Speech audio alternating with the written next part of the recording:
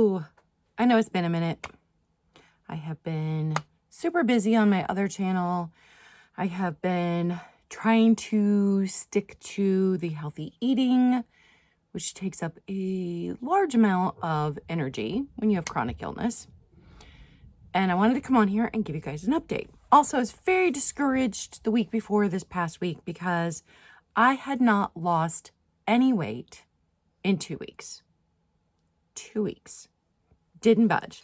I had not added in anything I wasn't supposed to be eating. I wasn't eating bigger portions. I was very frustrated. But if you remember at the very beginning, when I mentioned that Mom and I were doing this back in January, I said, maybe it was on my other channel, but at some point I said somewhere that this happens every time to me. Every time that I'm trying to lose weight, I plateau and then I'm just stuck there. And then I get discouraged and I quit the healthy eating. And then eventually over time, my weight goes right back up and I gain back everything that I lost. And once again, I am not an expert. Nothing I say is a medical opinion. It is just my lived experience, but maybe it's helpful for someone else. Maybe you're also dealing with this. So I'll give a little overview. Remember, like and subscribe. Thanks. I always forget to say that. If you didn't know, I started Whole30 back on January 16th with my mom and dad. And Whole30 cuts out alcohol, all sugar, all gluten, which we were already gluten-free, but all grains. So rice, oatmeal, all of that besides the wheat, all grains. It's supposed to cut out beans, but we left in, I think we had chili once a month and left in black beans and chili beans. And dairy, cuts out all dairy. So no alcohol, no gluten, no sugar, no dairy, no beans, but we did limited beans. But it allows potatoes. And so I was losing steady weight. And I don't know if you've ever done weight loss before, if you've ever worked with a personal trainer or a dietitian or anything like that, but you're supposed to keep the weight off. All of the books say, and the personal trainer says, and the dietitian, you want to lose 1 to 2 pounds a week. Because if you lose 1 to 2 pounds a week, that is a steady weight loss and it's supposed to stay off. And you don't want to lose a whole bunch, go on a grapefruit diet and, lose 15 pounds in a month. It's not going to stay off, right? At least that's supposed to be the science behind it. So I was steadily losing. I mean, the first week I lost a little more. You always lose some bloat weight the first week of any weight loss plan. And remember, again, my point was not to lose weight so much as it was to heal. Because not only am I chronically ill, but I have been under chronic stress to the point of burnout for years. I was raising teenagers as a single mom with zero help.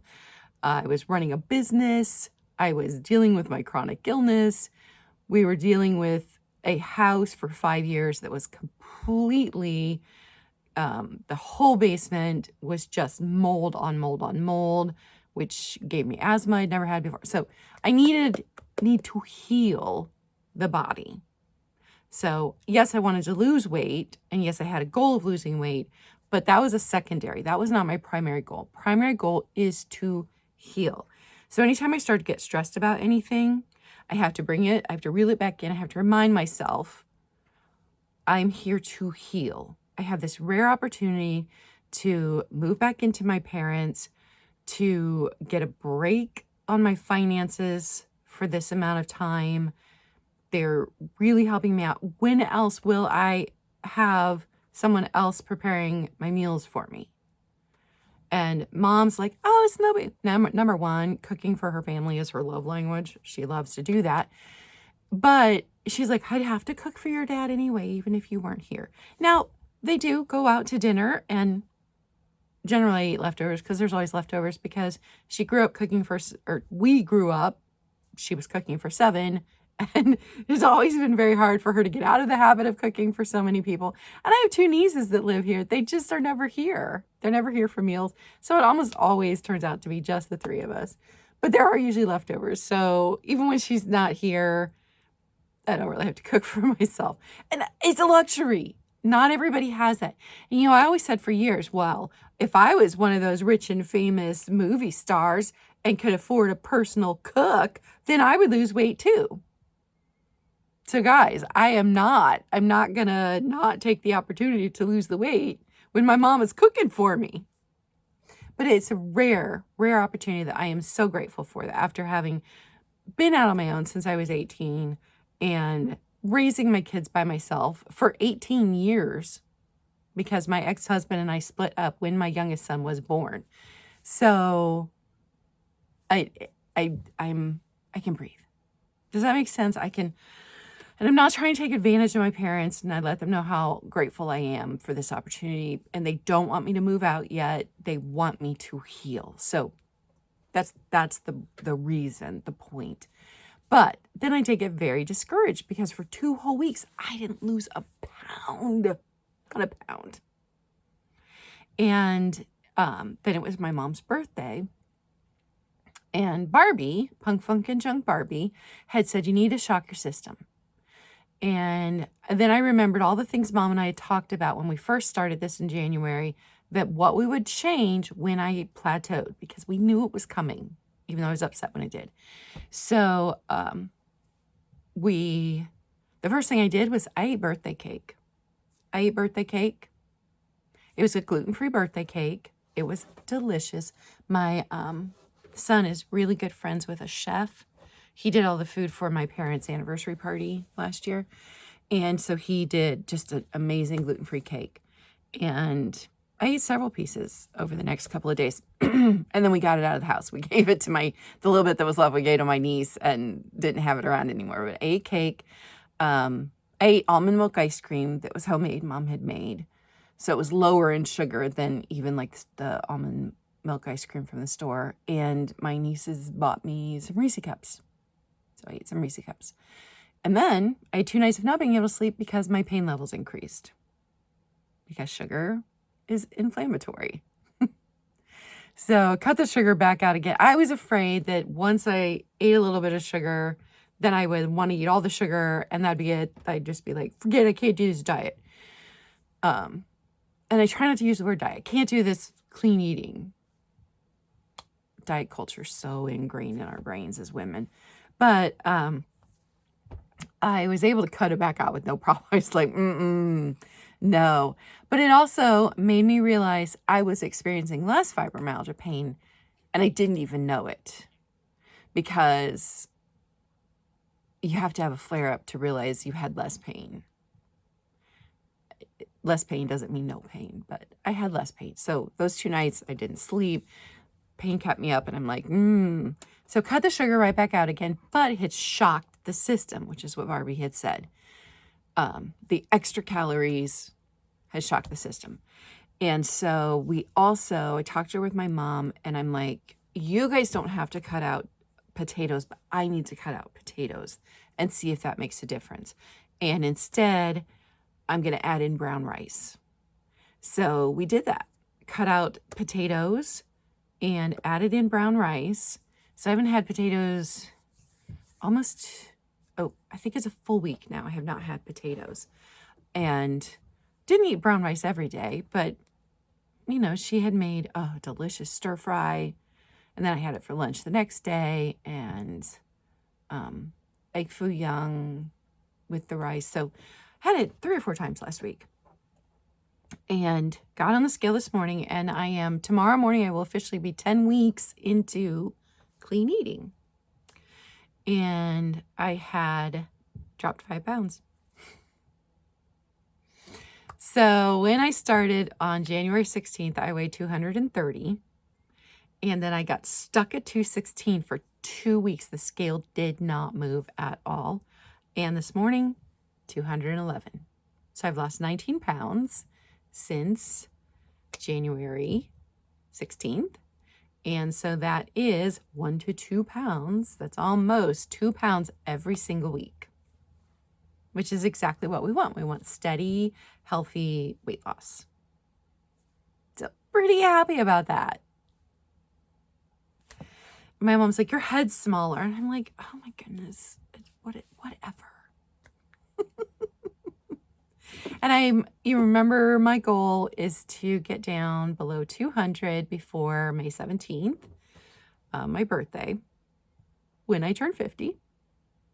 And I just got to throw this in there.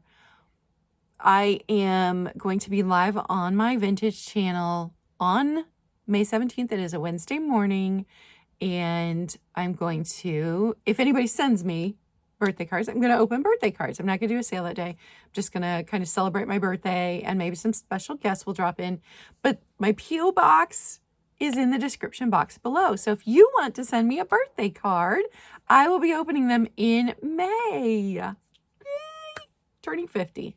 So I am on track to lose the weight before May 17th. Now, if I don't, I'm not going to be upset as long as I'm still losing. If I plateau again, I'm going to be like, but I have not been below 200 pounds since, trying to think now, 2016, I think. And I have not been below 180 in probably 12 or 13 years. As soon as I quit my job at the mall as the shipment manager at a kids' clothing store and started massaging, the weight piled on. Because even though being a full-time massage therapist is physical, it's not 8 hours of lifting 40-pound boxes of denim and folding them and shelving them. So going from 35 to 40 hours every week of constant activity to bursts of 1 hour of intense activity and then an hour of cleaning up the room, doing paperwork, that kind of thing. The weight piled on. So it has been a long time, but I am ready. I am ready to lose the weight. This is the least stress that I have had on me since before I had kids, honestly. And even then, you know, I moved out when I was 18. So then you've always got the constant stress of, am I going to make enough money this month to pay the rent? Or is my roommate not going to have their half? Or I don't know. So it's the least amount of stress that I've had in a very, very long time. And my children are all doing well in their lives. My son just got a higher paying position, oldest son, within his company. And he loves it, and he's really enjoying it. It's less physical labor, more brain labor.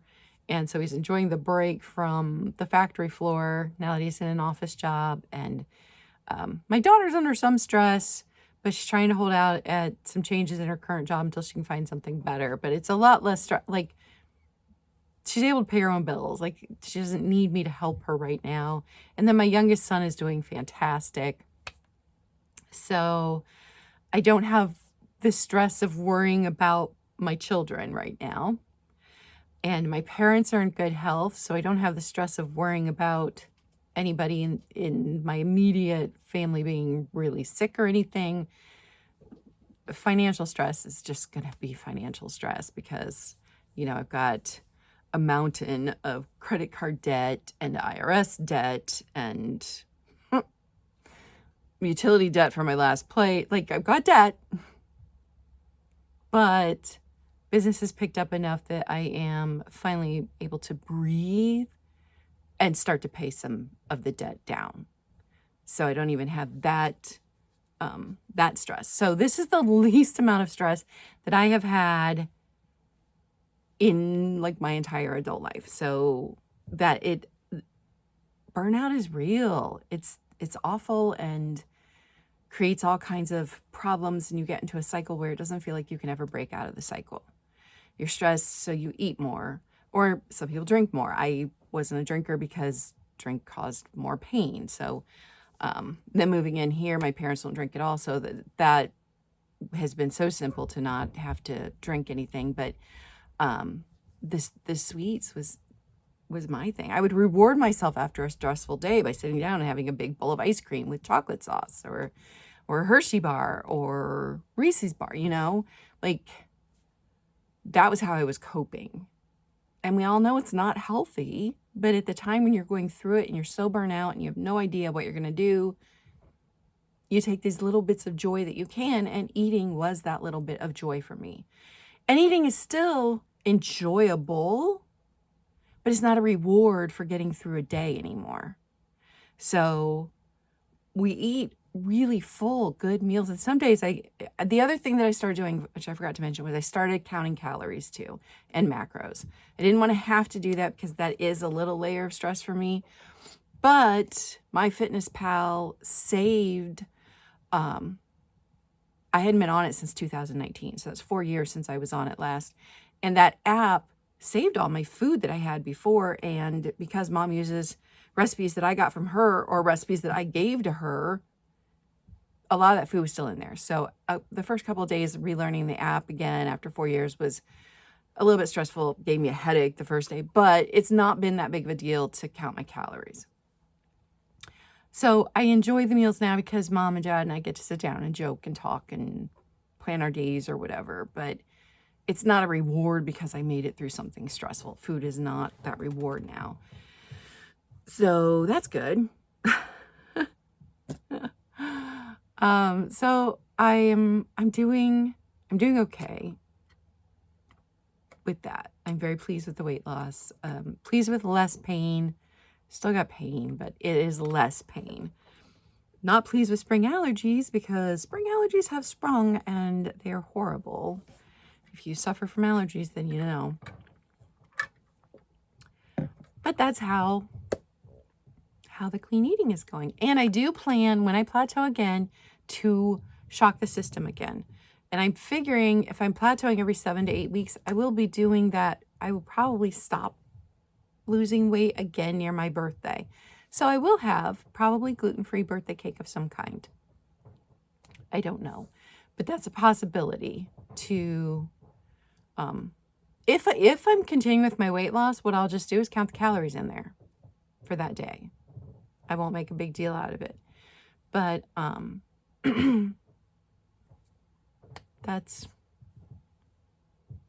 and if you're wondering about what my calories are set at, I found, I'll talk macros for a second. I found after working with a personal trainer that I lost weight trying to do an equal split of healthy fats, carbohydrates, and protein.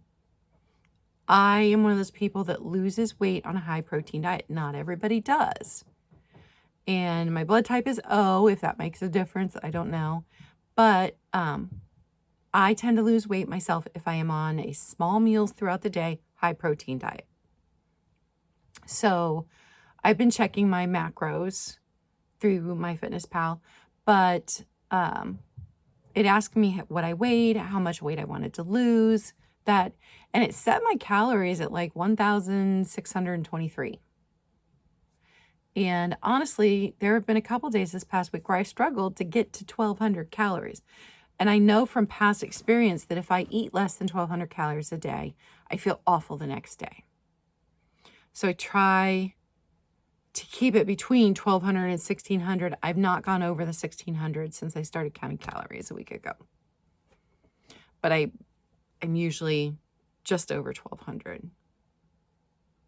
So I don't know. Every single person is different. And I wouldn't know that about myself if I had not worked with a personal trainer, if I'd not had the ability a few years ago to work with a personal trainer. It was just a short amount of time. But before I did that, I'd never even heard of macros. I had never even known that was a thing that you could count. I didn't know that was a thing you could track. I had no idea. I mean, I knew you're supposed to eat your healthy fats and your carbohydrates and your protein. Like, I knew that, but I didn't know those were called macros and that you could put them on a pie chart and figure out what you were eating. So just for me personally, that seems to work really well. So I'm doing that. I think that was everything. I think I have caught you guys up on all of that. So yeah, that's where I'm at. I know that I have not finished my history on here. I have not done the video of things that I was diagnosed with, things that I wasn't diagnosed with, that I suspect I have. I really my energy is going into making sure that I am putting the proper foods into my body for healing. And that's what I've been focusing on. So that's where I'm at. And I had cut back a bunch of the, I mentioned it before, the supplements that I was taking for fibromyalgia and for perimenopause, simply because I didn't have the money to buy them. And so I have cut back just to a multivitamin. Trying to remember what I take. A multivitamin, my allergy medicine. I'm on over-the-counter Claritin, and then probiotics. And then at night I still take magnesium and I still take melatonin. But I was taking like 15 things a day. So I have cut all of that out. I'm just taking those few things and vitamin C. So things that you're taking even when they're healthy put a load on your liver. And one of the things that I have been diagnosed with is mild fatty liver. So hopefully just eating clean and cutting back on things, and I'm drinking tons of water. We're just going to keep moving forward with all of that. So that's an update on where I am and what I am doing. And even though I'm trying to lose the weight, remember that even if you are overweight, you are valid, you deserve love. And the body that you're in right now is just space that you're taking up in the world. It isn't who you are inside. And it's temporary. Your body will fluctuate and change over all of the years. So don't let anybody make you feel any less about where you are in the amount of space you're taking up in the world. There's nothing wrong with you. You are wonderful exactly the way you are, and you are loved, and you are valid, and you deserve to be loved, and you're amazing. All right, guys, I'll talk to you later.